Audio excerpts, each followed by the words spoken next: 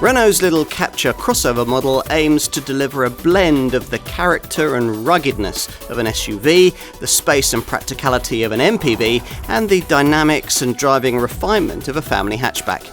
That's asking a lot, but this Clio-based design delivers plenty, with super-economical engines, some genuinely clever interior touches, and no small dose of style. This improved version will continue to appeal to supermini buyers wanting extra versatility, as well as family hatchback customers in search of something more interesting and affordable.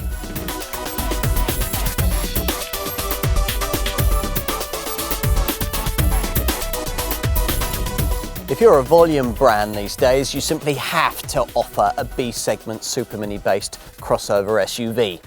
Here's the one they all have to beat: Renault's Captur. In response to mounting competition, it's been improved, but certainly not beyond recognition. Renault are keen for us to know that the front-end styling has been brought into line with that of the brand's larger Captur and Koleos SUVs, while inside there are better seats, a new steering wheel and a smarter dash.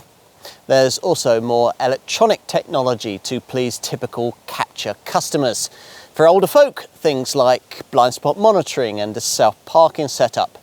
And for younger buyers, well, what about an improved R-Link infotainment package offering Android Auto smartphone mirroring and the option of a thumping Bose premium sound system? All of that's important, but it's not especially significant. There are, after all, no mechanical changes or fundamental design alterations. With this facelifted model, not much needed fixing, which is why not that much has been fixed. That speaks of well-founded confidence. This is, after all, Europe's best-selling B-segment SUV. But does it also smack of complacency? Back at this car's original launch in 2013, it had just a handful of supermini-based crossover class competitors. Since then, though, this segment has been literally flooded with impressive new arrivals. Just a few of the recent ones, including Vauxhall's Crossland X, Seat's Arona, Kia Stonic, Hyundai's Kona, and a revitalised version of Ford's EcoSport. All are directly targeted at potential Captur customers. They're going to have to be good, though, to match the fundamental excellence of what's on offer here. The Captur's strengths have always been this crossover's stylish, personalisable looks, its spacious, flexible interior, and its economical running costs, attributes that remain as attractive as ever in this improved model. But will that be enough to ensure continued sales success? Let's put this car to the test and find out.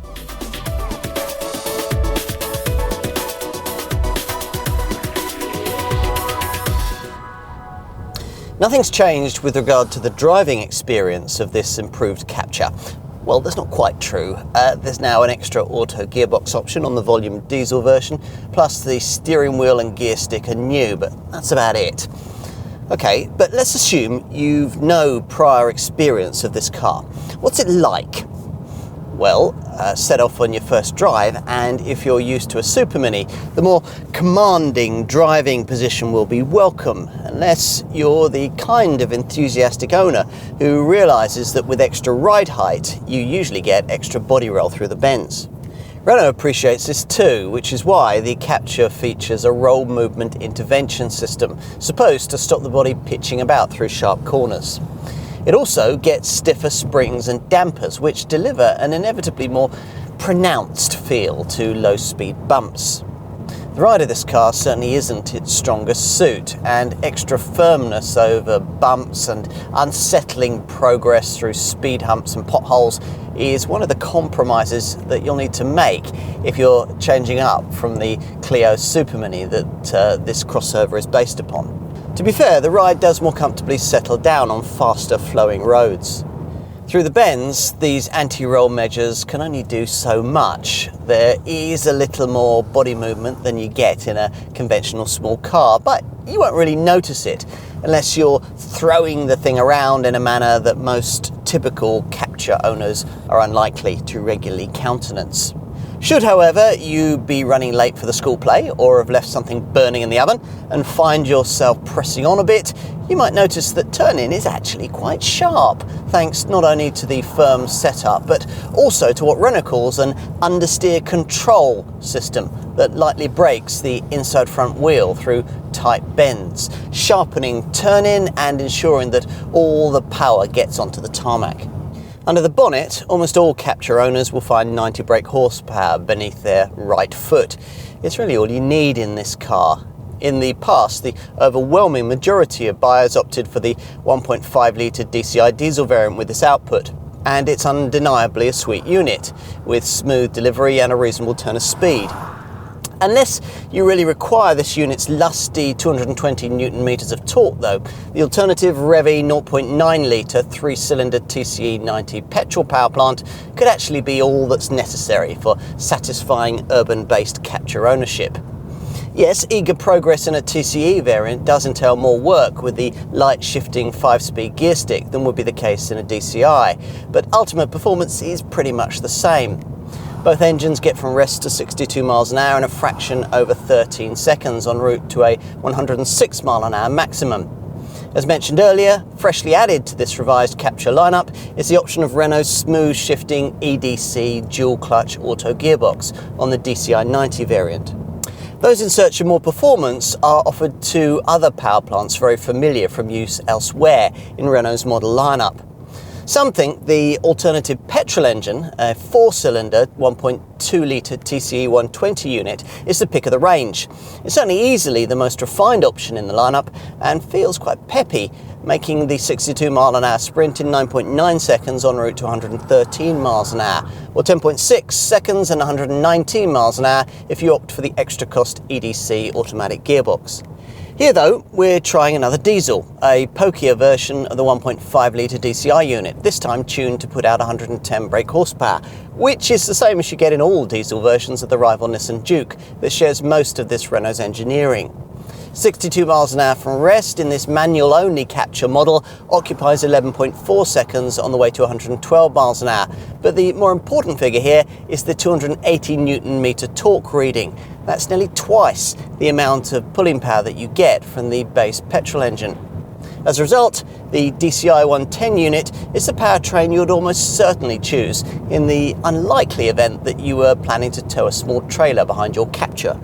Curiously though, all versions of this Renault share the same quoted 1.2 tonne brake towing capacity figure.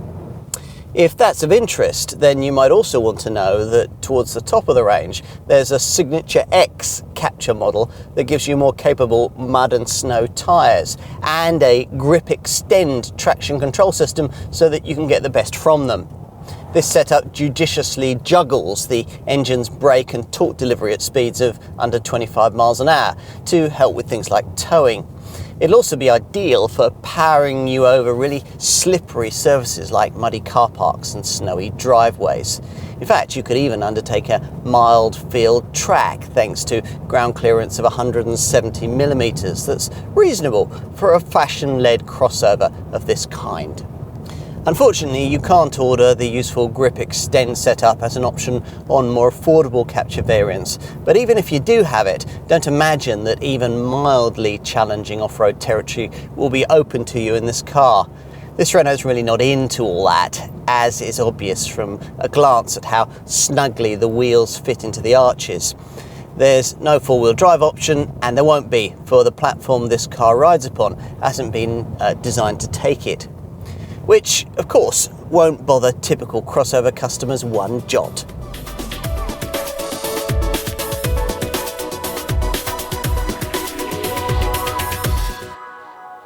Renault likes to think of itself as being an innovative manufacturer, which in some respects isn't actually quite true.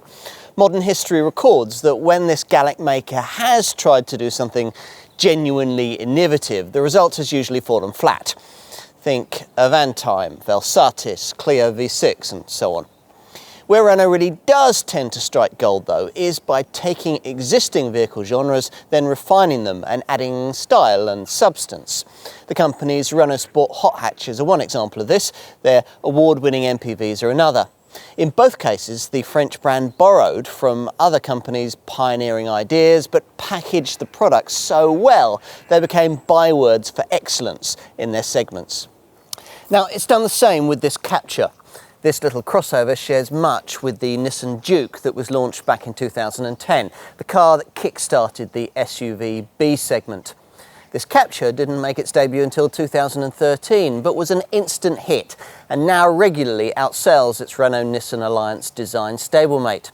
Interestingly, it also frequently outsells the conventional Clio supermini it's based on, specifically the fundamentals here being borrowed from the Continental Mark IV Clio Sports Tourer estate that's never been offered in our market.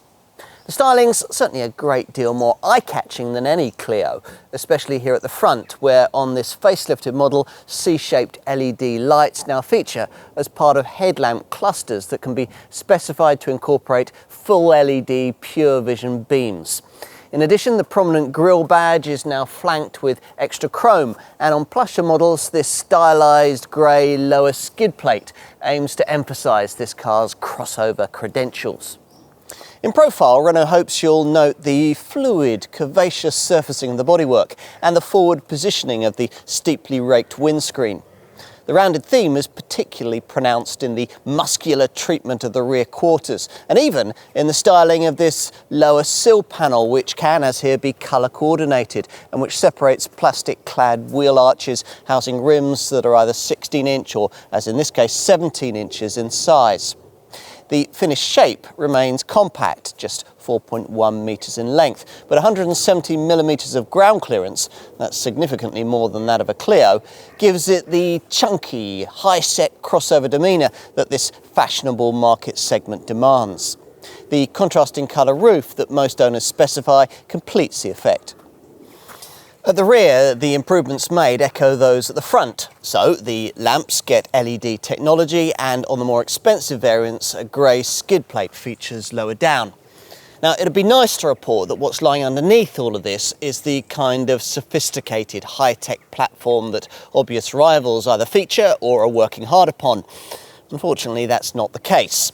Despite all the aesthetic sophistication, this Captur's Clio-based underpinnings are defiantly unsophisticated, developed as part of a small car platform that Renault has only mildly tinkered with since it was first introduced in a Mark III Clio model that dates all the way back to 2005. Not that many likely buyers will care. Behind the wheel, you get the all-important raised seating setup that crossover buyers like so much, the Captur positioning you 10 centimetres higher than you would be in the Clio supermini it's based upon. Look around, and if you happen to be familiar with this car in its original form, you should notice a classier ambience with upgraded materials and, we reckon, better standards of fit and finish from the Spanish factory.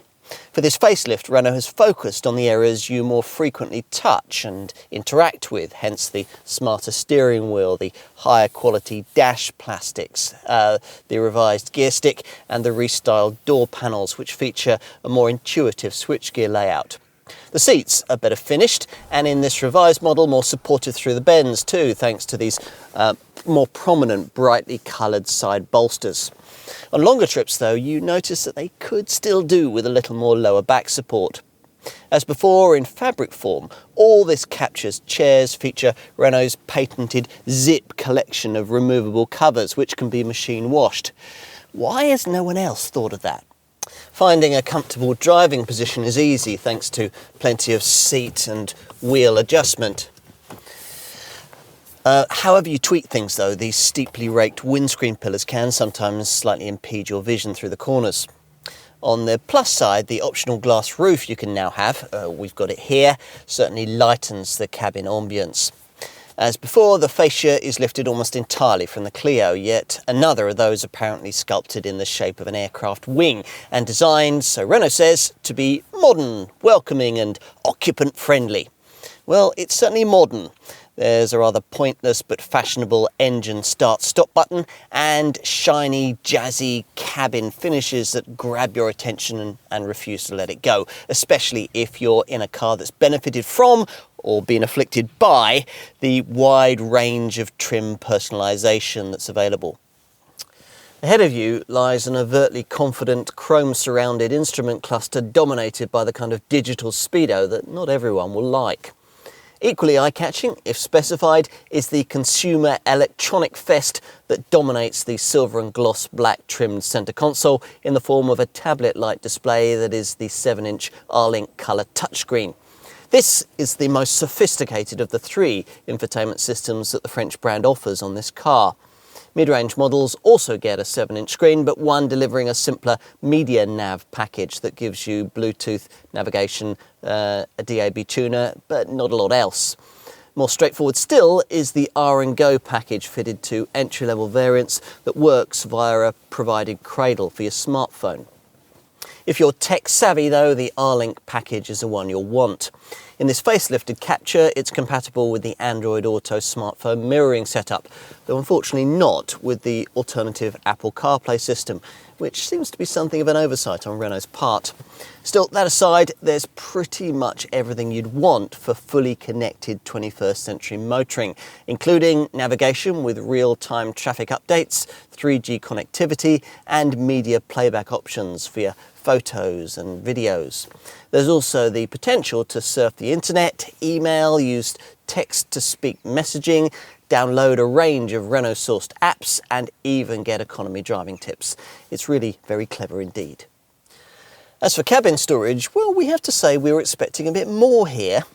Left-hand drive-bys can forgive the fact that the cup holders are tiny and the door bins are pretty small because they have to leave space for the huge speakers. That's because in those markets, compensation is provided in the form of a roomy 11-litre slide-out drawer where you'd normally find the glove box. Sadly, right-hand drive models can't have this feature as the fuse box gets in the way, so we're stuck with this cramped 5-litre glove box instead. You're not going to fit much in there, so it's just as well that you also get this 1.6-litre lidded stowage compartment on the dash top. Plus there's a coin tray underneath the thankfully conventional handbrake and a cubby at the base of the dashboard that you'll probably use for your phone because 12-volt USB and aux-in ports are provided just above, as well as an SD card slot. Lower spec models don't get this centre armrest with its small incorporated compartment and this sunglasses storage box above the driver's window. Well, that costs extra. Okay, let's take a seat in the back. Evidence of thoughtful design is really clear before you even get in. The base of each door is shaped to prevent clothes and shoes from getting dirty when climbing aboard.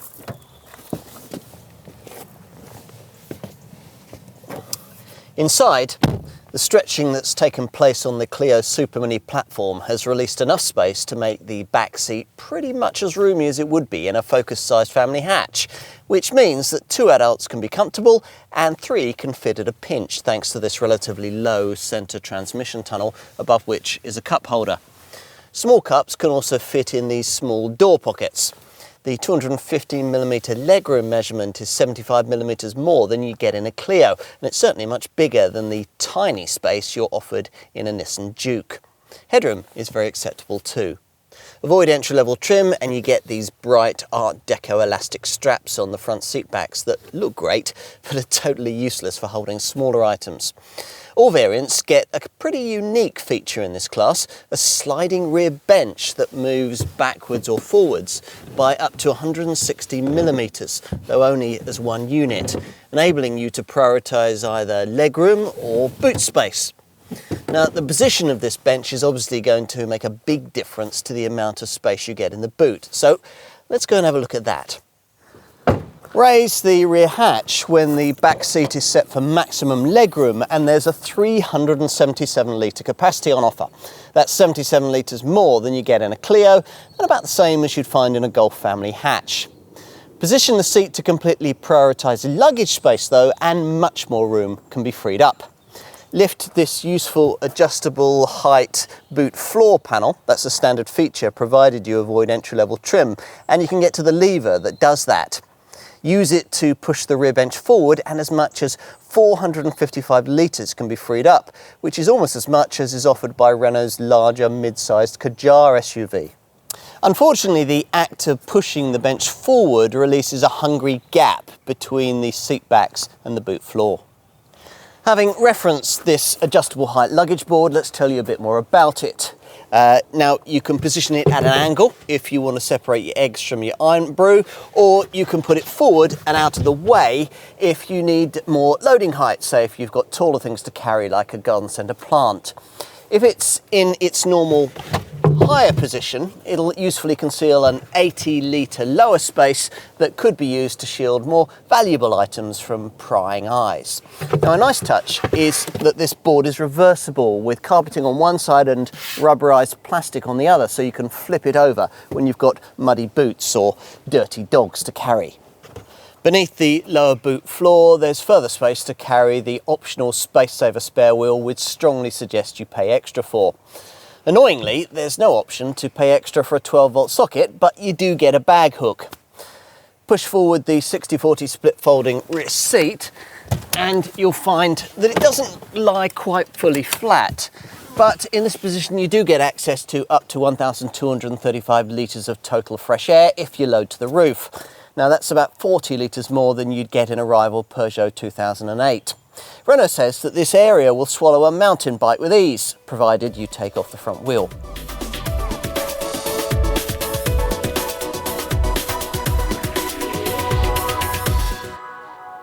Originally, the Captur was one of the most affordable small SUVs available, but since launch, Renault has gradually tried to move its price up market. It's still possible to get an entry-level model for under £16,000, but the rest of the range is now priced in the £17,000 to £23,000 bracket. These prices represent a premium of between £1,400 and £1,800 over equivalently powered and specified versions of the 5-door Clio Supermini, upon which Renault has based this car. The Captur engine range hasn't changed, so as before there's a couple of TCE petrol options and two versions of this familiar 1.5 litre DCI diesel.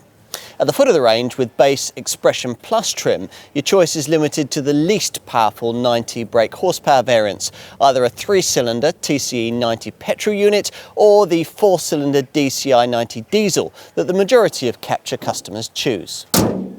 Find a little more for mid-range dynamic nav spec, and as well as these units, you'll be offered the chance to find £700 to £800 more to get yourself a pokier petrol or diesel option, either the 4-cylinder petrol TCE 120 or the diesel DCI 110 variant that we're trying here. These are the units emphasised with this plusher dynamic S-Nav derivative, as well as the Signature X-Nav and Signature S-Nav models that lie further up the range. Renault's dual-clutch EDC automatic gearbox is a £1,300 option with the DCI 90 and TCE 120 variants. Time to put that kind of pricing into perspective in a small SUV market where there's plenty of direct competition. The rival you'll probably be most familiar with is Nissan's trendy Juke, the model that really kick-started this fashionable little market segment. Despite the fact that this crossover shares much of its engineering with the Captur, direct comparisons between the two models, well, they aren't that easy. And if you like one, you probably won't want the other. The Juke uses different petrol engines, doesn't offer the DCI diesel unit in 90 brake horsepower form, and is more extrovertly style-led and sporty, but much smaller inside. As for price, well, this Nissan's cheaper in base petrol form, but that's only because it uses a less efficient old-tech 1.6 litre engine. It's possibly more significant, though, to note that you can have a pokey DCI 110 diesel-powered Juke for around £700 less than the cheapest 90 brake horsepower DCI diesel Captur variant. Perhaps closer rivals to this Renault can be found with two other small SUVs that share a common platform, Peugeot's 2008 and Vauxhall's Crossland X.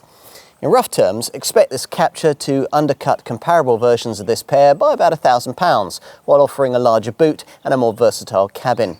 And you could easily find yourself paying much the same kind of premium to own comparable versions of other direct rivals like Ford's EcoSport, Seat's Arona, Kia Stonic and Hyundai's Kona. As for other class contenders, well, Fiat's 500X and Kia Soul are both a little cheaper, but again are smaller inside and not as efficient. Go for Suzuki's Vitara, Mitsubishi's ASX, or Citroen's C3 Aircross and C4 Cactus models, and you could save yourself a little in petrol form, but all these SUVs can look pricey with diesel power. An entry-level 1-litre petrol-powered version of Suzuki's SX4 S-Cross might interest you for about £1,000 more than an equivalent Captur, but that model's way costlier in its other guises. Also much more expensive than this Renault, to the tune of £2,000 to £3,000, are comparable versions of potential rivals like Vauxhall's Mokka-X, Jeep's Renegade and Mazda's CX-3. An equivalent Honda HR-V could cost you even more. You can pay less, of course, for a car in this class, but then you get less too. The saving of around £2,000 you'd achieve by choosing a SsangYong Tivoli over this Renault would be eroded by higher running costs and lower residuals. You could even get yourself a comparable car of this kind in the really affordable £11,000 to £13,000 bracket if you went for a Suzuki Ignis, too small for family use, or a Dacia Duster, a much clunkier proposition for urban driving. In other words, even though prices have risen, this Captur's value proposition still looks strong. If, having considered all of this, you conclude that it is this Renault that you really want, then there are some pleasant surprises when it comes to standard specification. Even base Expression Plus trim gets you 16-inch alloy wheels, front fog lights, air conditioning, cruise control with a speed limiter, auto headlamps and wipers, Bluetooth with audio streaming, tinted windows, a trip computer, a DAB radio and a sliding rear bench. Most Captur customers, though, are going to want to start their search in the range from mid-level dynamic nav spec, not only because it's from this point in the lineup that you get a much wider choice of engines and options, but also because you have to buy in at least at this level to get two practical touches that we think contribute hugely to the versatility of this car. The first thing we'd highlight is the reversible boot floor with its positionable functionality and wipe clean underside. The second is seat upholstery. You can simply zip off, throw in the washing machine and keep pristine. Other included dynamic nav features include a 7-inch media nav infotainment touchscreen with NavTech navigation, an uprated 4-speaker audio system, seat back storage nets, climate control, a chrome interior trim pack and larger 17-inch alloy wheels. If you want to go further, then 3 even plusher variants beckon, all of them adding the standard inclusion of a contrasting colour roof, which is something most Captur customers tend to want. In addition to that, this particular Dynamic S-Nav derivative gives you full LED headlamps, front and rear skid plates, power folding mirrors, rear parking sensors, a front seat central armrest, leather steering wheel trim and extra tinting for the rear windows and tailgate. Finally, if nothing but opulence will do, there are 2 flagship trim levels, Signature X and Signature S, to provide it. A Signature X Captur model gives you the Grip Extend traction control system with mud and snow tyres, while a Signature S variant prioritises ultimate luxury with smoked chrome interior trim and a Bose premium sound system. And both these top models include leather seats that are heated up front, a reverse parking camera, front parking sensors, aluminium pedals and the most sophisticated infotainment system package, the R-Link setup with its upgraded TomTom Live navigation, 3D Archimedes sound and Android Auto smartphone mirroring compatibility. You'll need to pay an ongoing live services subscription to fully use everything that R-Link has to offer, but once you have, through the touchscreen, you'll be able to access the Renault R-Link store for viewing or downloading specialist apps like the Coyote Real-Time Road Information app. In fact, there's everything from tweeting to games. These include the R sound effect app, which can simulate up to 6 different engine sound profiles, which then are synchronized with live speed and acceleration. So you can match your Captur sound to the mood you're in. Brilliant. In fact, you can match just about everything on this car to your mood with a wide selection of aesthetic options across the range.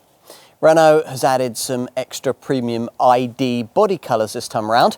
This particular car's desert orange finish is one of them. And there's a further contrasting roof colour option too, Mercury Grey, to join the various existing roof palette selections, the most popular of which, Diamond Black, we've got here. If you want to go further, you can add in an optional exterior touch pack, available in a choice of 6 colours: ivory, blue, brown, red, chrome, or, as here, orange.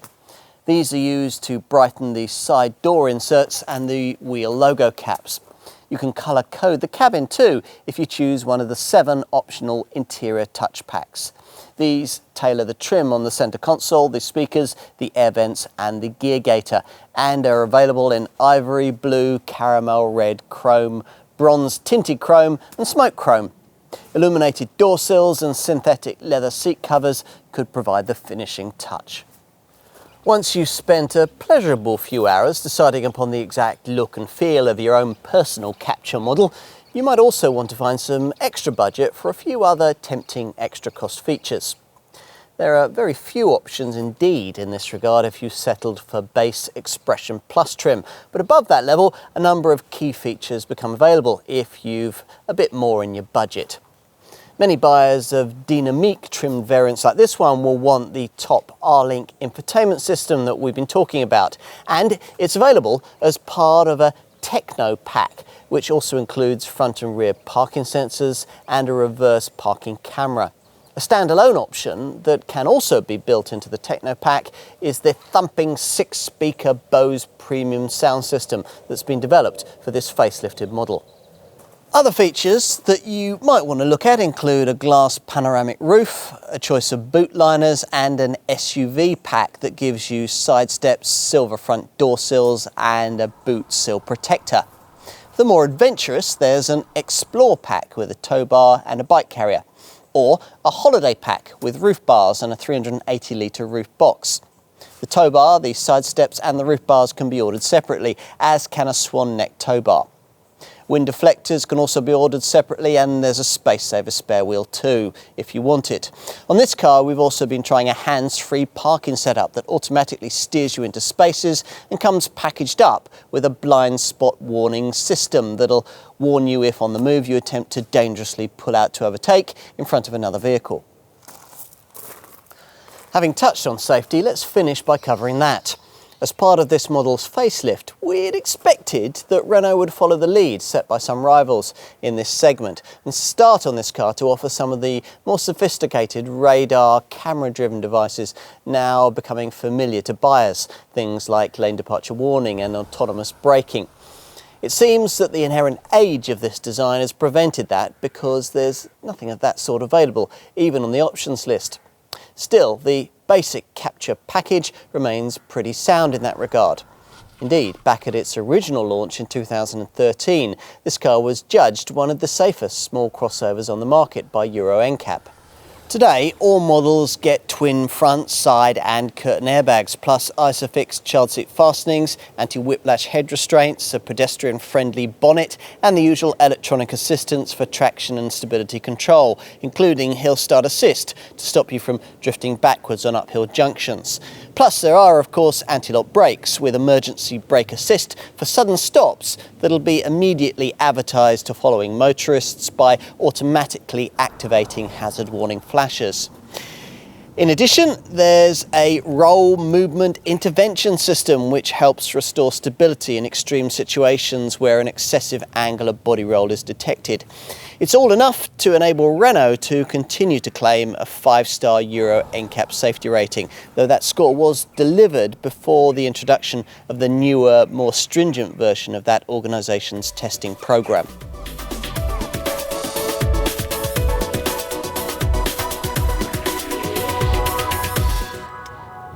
The The Captur needs not only to look good and provide reliable, practical family motoring, it also needs to work out on the balance sheet, and plenty of effort has been put in by the French brand in terms of weight reduction, aerodynamics and high efficiency engineering to ensure that it does. Let's start with weight. This car is only around 70 kilograms heavier than the Clio Supermini it's based upon, despite the fact that it offers vastly more space inside. Then we come to aerodynamics. When the engine doesn't need cooling, powered flaps behind the bumper automatically close off the air intakes, reducing drag. Meanwhile, ducting inside the engine compartment channels the flow of air, again improving aerodynamic performance. You also get ultra-low rolling resistance tyres that reduce fuel consumption by up to 3%. And last but not least, there's a stop and start system that cuts the engine when you don't need it, stuck at the lights or waiting in traffic. As a driver, you can play your part too if you make use of the Eco Mode button beneath the handbrake that reduces engine torque and modifies throttle response to optimize efficiency. In the case of EDC automatic models, switching to Eco also gives you more efficient gear change software mapping. Overall, Renault reckons that switching to this setting can improve your returns by up to 12%. As a visual reminder towards frugality, there's also a driving style indicator in the instrument display, which moves through green, yellow and orange zones and includes a gear shift indicator, all with the object of helping you to develop a more efficient driving style. Get it all right and the result will be a set of impressively economical running cost figures. Perhaps the most interesting power plant option is the TCI 90 unit, a 3-cylinder 899cc petrol engine that manages to return 55.4 miles to the gallon on the combined cycle and emits just 114 grams per kilometre of CO2. The more powerful TCE 120 variant does pretty well too, getting 51.4 miles to the gallon and 125 grams per kilometre. Figures you can replicate identically if you opt for the EDC automatic gearbox available with this pokier petrol engine. As for the 1.5 litre DCI diesel engine that a larger number of Captur buyers will choose, well, in 90 brake horsepower form it's supposed to deliver 78.5 miles to the gallon on the combined cycle and up to 95 grams per kilometre of CO2. Those figures fall to 72.4 miles to the gallon and 101 grams per kilometre if you make this engine with that EDC auto gearbox. The other option is the manual-only DCI 110 model that we're trying here, which delivers 76.4 miles to the gallon and 98 grams per kilometre. Interestingly, that's about 5% better than a rival Nissan Juke can manage with exactly the same engine. To give you some class perspective, essentially the running costs delivered here are broadly equalled by the Peugeot 2008 and the Vauxhall Crossland X, but otherwise in this sector, obvious competitors struggle to match what's delivered here, and some of them are actually quite a way behind this Renault showing. Negatives? Well, there's not much to carp about here, but one slight annoyance is the small fuel tank. It's just 45 litres. What else? Green friendliness? This Captur certainly does its part here. Over 85% of the materials used in the construction of this car are recyclable, with a further 10% of parts recoverable in the form of energy. Plus, recycled materials account for 16% of the plastics used. Few other SUVs can better that. On to insurance groupings. And now for the base TCE 90 petrol engine, you're looking at ratings of either 8E or 9E. For the TCE 120 unit, the rating is 14E. As for diesel derivatives, well, the volume DCI 90 model is rated at group 11E or 12E. And this DCI 110 variant is rated at group 14E or 15E. We should also tell you about residual values, not typically a Renault strong point. Independent experts CAT reckon that after 3 years or 60,000 miles, a Captur will still be worth between 35 to 39% of what you originally paid for it, which is pretty class competitive. Little details may also help at resale time, like the way that the optional washable and removable seat covers can be unzipped and taken out for proper cleaning in order to more easily get the interior fully pristine before sale. Or you could replace them altogether to really impress a second buyer. Another strong buying incentive is the comprehensive warranty. Instead of the limiting 3-year 60,000 mile package you get with many rivals, there's coverage for up to 100,000 miles. And in the first 2 years, there's no mileage limit at all. That could mean that you could buy a Captur and drive it hard for 2 or 3 years, then transfer the car to a less intense user in the family and still enjoy manufacturer cover for a further year. The warranty comes as part of the Renault 4 Plus package that the brand offers on all its models, a deal that for the 4-year period also gets you AA roadside assistance and free servicing, excluding wear and tear items of course. Overall, the brand reckons that the 4 Plus initiative will save buyers around £1,000 in ongoing costs.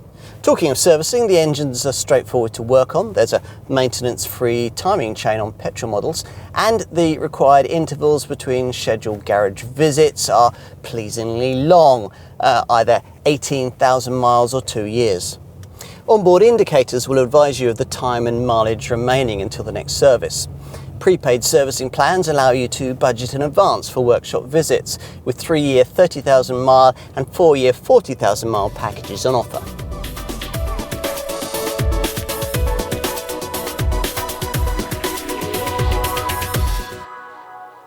Passionate and practical, the Captur remains an endearing thing.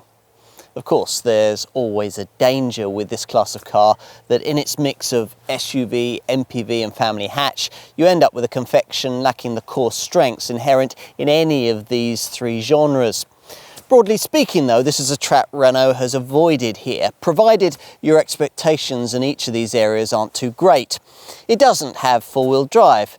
You can only just carry 5 people and you won't want to drive it on its door handles, none of which will bother most buyers in the smaller end of the crossover segment one jot. They'll continue to love the buying personalisation and the trendy touches like the removable seat covers, the smartphone compatibility and the clever apps you can download through the R-Link infotainment system. At which point, very class competitive running costs and versatile features like the sliding rear bench and the double-sided boot floor will come as a welcome bonus. As for the changes made to this facelifted model, well, if you didn't want a Captur before, then it's unlikely that what's been done here will be enough to change your mind. If you did, then this mid-term wash and brush up could be just the ticket in terms of pushing you over the edge into signing that cheque. As for issues with this Renault, well, of course there are a few. The ride quality remains poorer than we'd like, a frequent problem in this segment. And we wish that the car had stayed as affordable as it was at the original launch. Otherwise, there's not much to complain about within the limitations common to the many SUVs of this kind now filling our roads. This is, in short, still a very clever crossover. And if you really want a car of this kind, then you'll really want to try it.